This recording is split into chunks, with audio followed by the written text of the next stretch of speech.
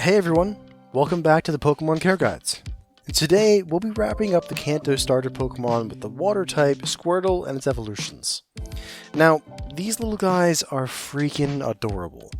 Squirtle is just this small, bipedal, blue turtle-esque creature whose entire torso is covered by a shell that is brown on the top and a light, almost cream color on the bottom.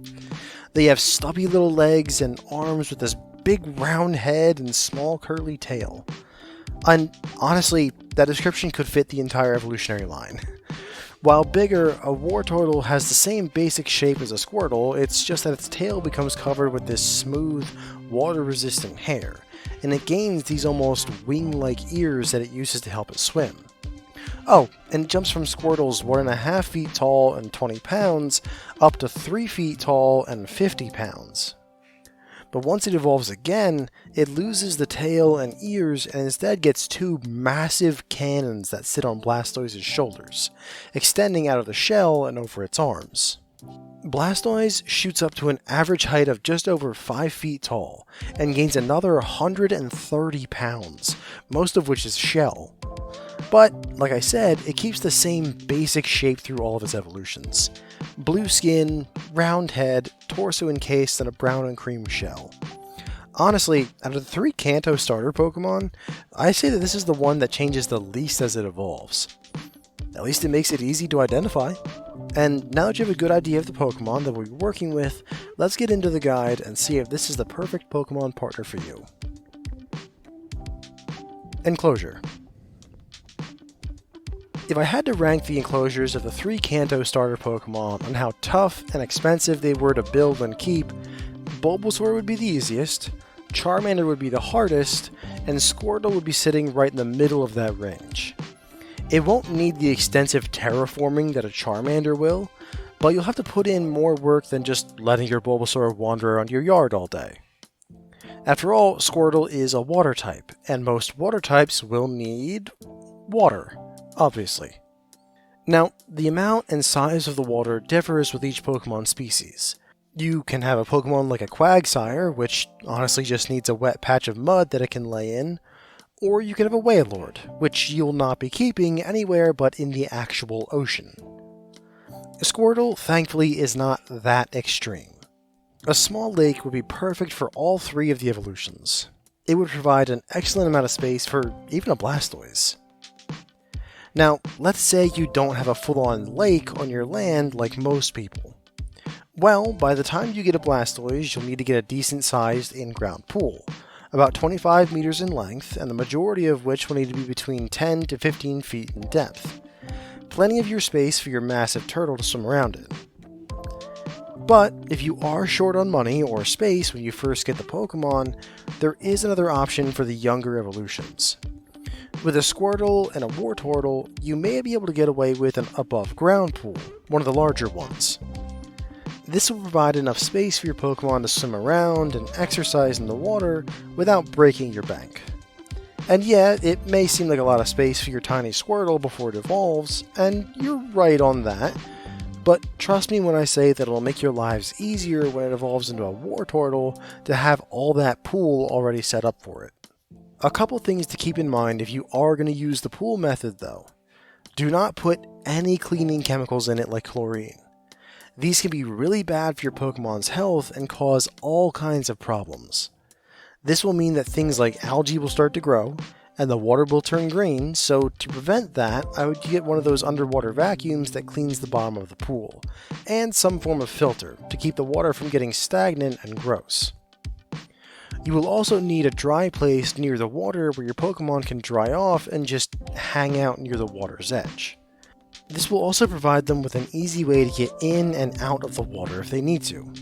With water Pokemon, you always need to keep in mind that there are 2 kinds. The fully aquatic ones that need to always stay in the water, and the semi-aquatic ones that do need the water but can't live in it full time. The Squirtle line is semi-aquatic, so whatever enclosure you build for them will require a way for them to leave the water at any point. If you are using an above-ground pool, then I would highly suggest building a deck alongside it to function as this little dry patch. For the in-ground pool that Blastoise will need, just make one side a shallow ramp that leads up and out of the pool. With their large bulky shell and proportionally short legs, a Blastoise won't be able to jump out of the water like a Squirtle can, so the ramp needs to go all the way out to the end of the pool. Lastly are the Pokemon that can be housed alongside these Pokemon. The easy answer is other Squirtle evolutions. They don't have the same intense territorial behavior of the Charmander evolutions, and even enjoy hanging out together in a nest. Yes, that is the right collective noun of a bunch of turtles, even as a Blastoise. The only thing to consider is that for each of these Pokemon you get, you will need to double the space requirement that I mentioned earlier. For Squirtle, that's not a big deal. You can realistically fit up to 4 of them in one of those above ground pools without it being detrimental to their health. But for Wartortle and especially Blastoise, you'll need to double what I said above. Like I said in the past 2 care guides, fully evolved Pokemon do tend to take up a lot of space. Aside from that, lake fish Pokemon can be housed in the water with your Squirtle evolution as long as you have the space requirements met for the fish as well. Care guides for those will be out in the future. Just keep in mind that the Squirtle line are all omnivorous, meaning they eat both plant and meat. So if you have any fish that are small enough for them to fit into their mouth, they're going to try to eat them. I would suggest things like Magikarp and Feebas. They are 2 species that are big enough to not get eaten, but weak enough that they won't pose a danger to your Squirtle. Just make sure to seed the bottom of the enclosure with a few Everstones to keep these Pokemon from evolving. It might delay your Squirtle from evolving somewhat, but since they only spend some of their time in the water, they will still evolve eventually. Trust me, a delay in getting a Wartortle or a Blastoise is a lot better than suddenly having to take care of a Gyarados or a Milotic. I know those care guides aren't out yet, but trust me when I say you'll need a lot more space than the pools I've recommended here. Availability. Just like the other 2 Kanto starter Pokemon, Squirtle unfortunately suffers from the same availability problem. Luckily, their catch window in the SPC isn't nearly as small as Charmander's is. In fact, a Squirtle may be the easiest one to find in the wild as long as you know where to look. Squirtle like to live in and near lakes and ponds, both of which have plenty of underwater hiding areas and murky water that a Squirtle can easily use to hide in. This means that out of the 3 Kanto starter Pokemon, a Squirtle is most likely to be missed or overlooked by a trainer wandering around in the wilderness. Camping out on the shore of a lake in the Kanto region and watching to see if any Squirtle appear in the shores might just give you the chance to catch a wild Squirtle.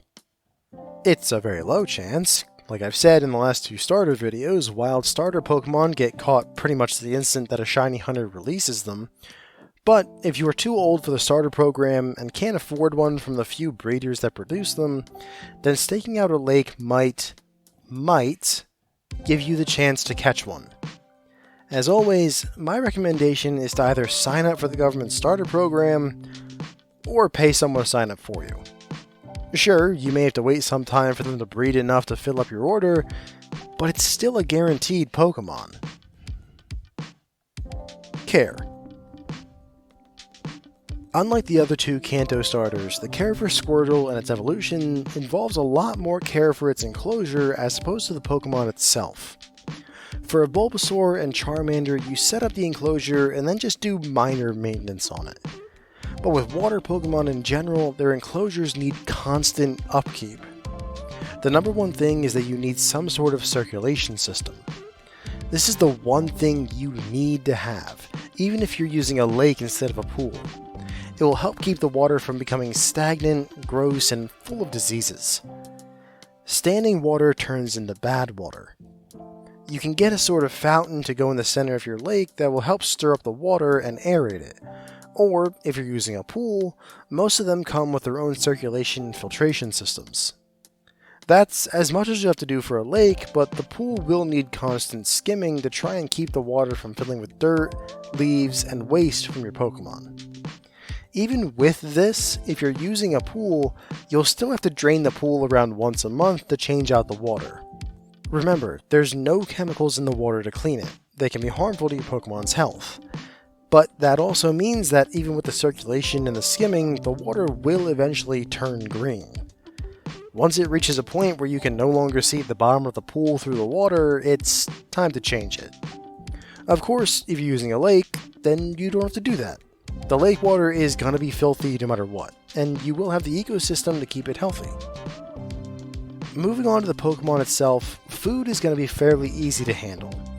As I said before when talking about the fish that can live with them, the Squirtle evolutions are omnivorous, meaning they can eat both meat and berries. Now, I prefer to feed only berries when I can. You can grow your own, they aren't very expensive if you need to buy a ton of them all at once, and they're easier to keep fresh. But if you do decide to feed your Squirtle meat, then that's absolutely fine. Either way, your average Squirtle will need about 1.5 cups of food per day. As I mentioned in my Bulbasaur video, the berries that I like to use are the Spellin and the corn berries. Mash them into a kind of fruit paste when they're younger, as it will be easier for them to eat. As they get closer to becoming a Wartortle, you can instead just slice the fruit into small chunks for them to eat. Meat-wise, I would suggest Magikarp, as it's a very common meat for people to just get a hold of, and they're the natural prey of Squirtle in the wild anyway. No need to cook it or anything, just slice it into cubes that are about half the size of the Pokemon's mouth, just to make sure that there isn't the possibility of them choking. They don't have teeth after all, so they tend to either swallow something whole or take large bites out of it, and then swallow that bite whole. Oh, and one thing I would like to add on before moving on to the other evolutions, Squirtle's shell is made of hardened bone that extends from its spine and ribcage. To ensure that these bones grow healthy, nice, and strong, it's important to make sure that a Squirtle gets a decent level of calcium in its diet. The way they do this in the wild is by eating the bones of their prey, but that can present a major choking hazard to your Pokemon, and there are plenty of people that find feeding your Pokemon bones to be rather disturbing. An easy workaround for this is dusting the food that you're going to feed it with calcium powder.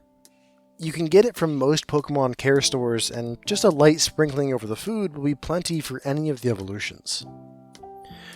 Moving on to the Wartortle, the amount of food will almost double, going up to 2 2/3 of a cup of food, whether it be berries or meat. The meat you can leave in larger chunks now, and the fruit can just be sliced up, or if your Wartortle is big enough when it's closer to evolving, then you can just feed them the whole berry. Still going to need to dust with calcium powder though, don't forget about that. As they grow and evolve, they use that calcium to grow and repair that shell, so it's very important that they have enough of it to do so. Blataoises is another one of the big boy third evolutions, and as such requires a truly massive amount of food. Based on the average weight of a Blataoise, you'll be feeding them an incredible 7.5 cups of food. At this point, you can just start throwing whole fruit into the water for them. While they do tend to take the most food and most space to care for, feeding the final evolutions does tend to be the easiest, and at least to me, the most fun. I mean, just walking up and hucking food into an enclosure for some big, powerful Pokemon is oddly satisfying. At least to me it is. But throwing full fruit into the pool for your Blataoise has benefits and drawbacks. One good thing is that it also acts as playtime for your Pokemon. It's having to chase down and catch the fruit bobbing on the water's surface is a good enrichment activity for them. The downside is that not only do Blataoises still need the calcium supplement for their food to help with shell health, but since they evolved with the cannons, they also need iron supplements as well.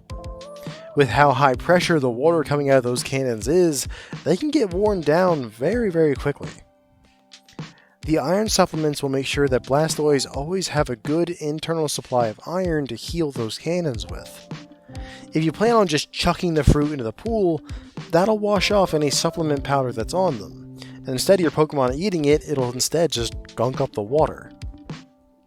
You'll have to buy these supplement pills and either jam them inside the fruit before feeding, or give them to your Blataoise directly. Personally, I would just put them in the fruit. It's less hassle overall, and if you're feeding them meat, then you can just keep using the powder. I wouldn't recommend throwing the meat into the water the same way as the fruit.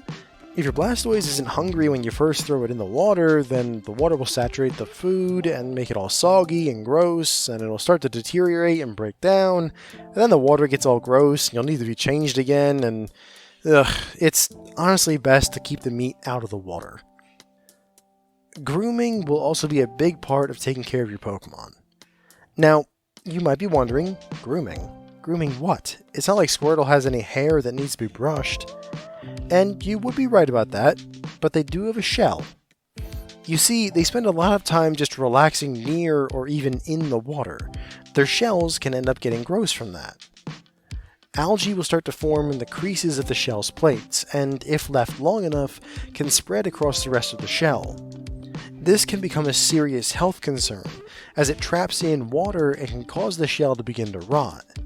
Thankfully, a weekly brushing with soap and a stiff bristle brush will be good enough to clean it off. This is a small thing, but it's needed. For a Wartortle specifically, it also has the tail and the ears that'll need to be brushed out as well. They can get tangled and won't dry properly if they get left that way. Just some Pokemon safe soap and conditioner with a brush can help take care of this problem, or a pair of scissors if it gets bad enough. Blastoise again has the shell that'll need to be brushed, but its cannons will also need to be scrubbed clean. If you have water with a lot of minerals in it, then that can cause a buildup of mineral deposits in the barrels of its cannons when leftover water dries. If not dealt with, then eventually these could lead to a blocked cannon and a trip to the Pokemon Center to get rid of it. Two things can be done to deal with this. The first is to skip the problem altogether by buying a massive filter that you can install in your Pokemon's enclosure that'll filter out all the minerals of the water. It just prevents the buildup to begin with. But buying the system itself and all the replacement filters can get expensive, especially if you'll be changing it often due to the amount of water you'll be filtering. The second way to get rid of the buildup is constant scrubbing with a stiff wire brush, and mind, this may sound a little weird, but normal berry juice. Yeah, that really sour bright yellow berry, its juice is really good at dissolving crusted on things, like the mineral buildups in a Blastoise's cannon, as long as you don't get the kind that's marketed towards kids. They add a ton of sugar to it to make it more sweet than sour, and that can dilute the effectiveness as a cleaning agent. When cleaning with it, take enough of the juice to saturate the entire affected area, and then give it a good vigorous scrubbing with the wire brush. The minerals should start to break up and have your Blastoise fire its cannons to clear out all the debris and berry juice. Then, if there's still some leftover buildup after that, repeat until clean. Afterward, just to stay on top of it, it's best to use the berry juice about once a week to keep it from getting built up again. If there are no mineral deposits in the cannon, then just one fruit's worth of juice should be enough to coat the entirety of the inside of the cannons. Funny enough, you can also use this technique to clean your pipes around your house, so hey, at least there's that. Cost. Since we're talking about another starter Pokemon, the cost again is going to be very high. Finding a breeder for Squirtle, while not as hard as finding a Charmander breeder, is going to be difficult. For water Pokemon, the large ones at least, it tends to be easier and cheaper to find them in the wild than to breed them. It requires a lot of space and habitat construction, so in essence, if you do find a breeder, you'll be paying a lot not just because of how rare the Pokemon is, but also because it is expensive to simply house enough to sustain a breeding population. Take it from me, breeders have bills to pay too. Speaking of the enclosure, that is definitely going to be in the very high category as well. On one hand, you'll have to buy, set up, and then maintain multiple different kinds of pools. Between the price of the pool, the permits needed to build them, the additions to your water bill from draining and filling it once a month or so, and actually building the thing, you're looking at a hefty price tag. On the other hand, if you need to buy a house that has access to a lake on your land, which, that might be one of the most expensive things I'm ever going to mention on these guides. Now, I'm not going to get into the housing market in this show, it's called Pokemon Care Guide, not House Care Guide, but, in my inexperienced opinion, If you really want to buy a lakefront house just to raise a Squirtle, then check the Sinnoh region. They have a ton of lakes there. They are bound to have at least one house for sale near one of them.